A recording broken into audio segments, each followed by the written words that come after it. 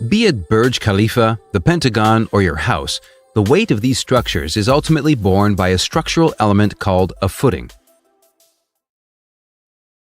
A design mistake in the footing can result in the collapse of the whole building, which is why a proper foundation design is crucial.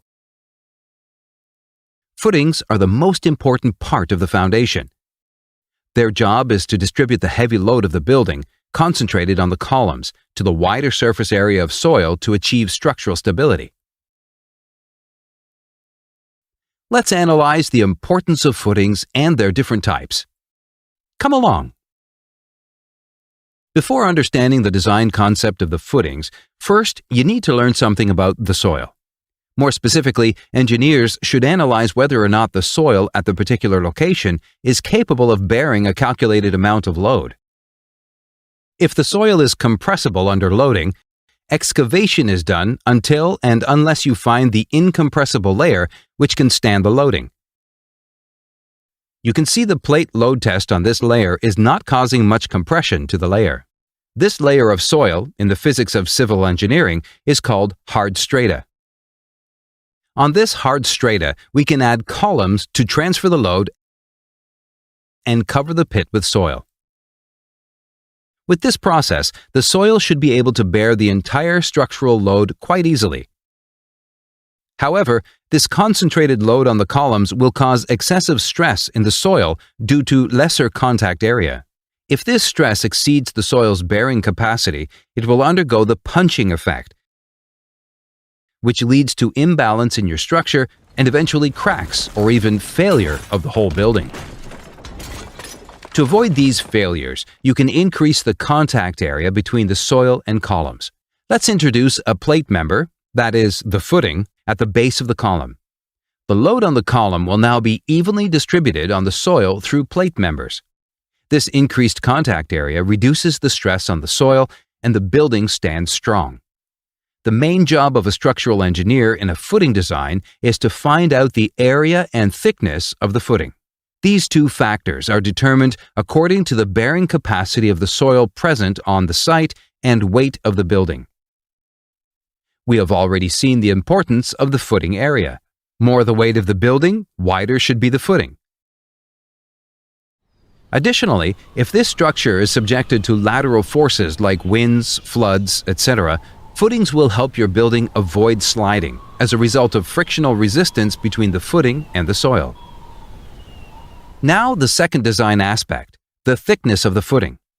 The footing has to withstand pressure applied by the soil as well. If the footing's thickness is inadequate, the footing on either side of the column will bend due to the soil applying uplift pressure on it. This effect is called applied bending moment. You can see this effect in this FEA result here. To prevent this result, the thickness of the plate is increased. There you go. We have designed a stronger and safer footing for our building. This type of pad or isolated footing is employed to support lightweight houses that rest on soil with medium strength. This design can be further optimized economically. If you observe the pressure applied from the soil on this area, it is uniform. However, applied bending moment increases as we come to the center zone of the footing. Thus, the need for footing thickness in the center is greater than at the edges. Therefore, a trapezoidal footing shape has been adopted in modern structures for isolated footings. However, a pad-type footing is used in other more complex types of footings. Suppose your building's columns stand exactly on the edge of the property line. Obviously, your neighbors won't allow you to take up extra space simply to extend the footing. In such a case, the column is placed on the edge of the footing, causing all loading transfer on the soil to become unbalanced or eccentric. This footing can carry a considerable amount of load on the structure. However, if the load increases beyond a certain limit, the structure may fail. The trick to solving this problem is transferring the excess loading into another adjacent footing with good strength. This transfer is accomplished by placing a connecting beam in between, which acts as a strap. One of the columns in this strap footing will generally have an eccentric footing. Moreover, in some cases, when the columns are too close to each other, engineers purposely combine the footing. In most modern heavy buildings, the structure's columns are provided with combined footing as a whole. A single reinforced concrete slab is made for each and every column. These footings are called raft or mat types, and they spread the load evenly imposed by a number of columns or walls on the soil. This type of footing is adopted to avoid deep foundations, which would otherwise go around 60 to 200 feet deep. In an area with expansive soil, the raft foundation is a boon that lessens the chances of differential settlement.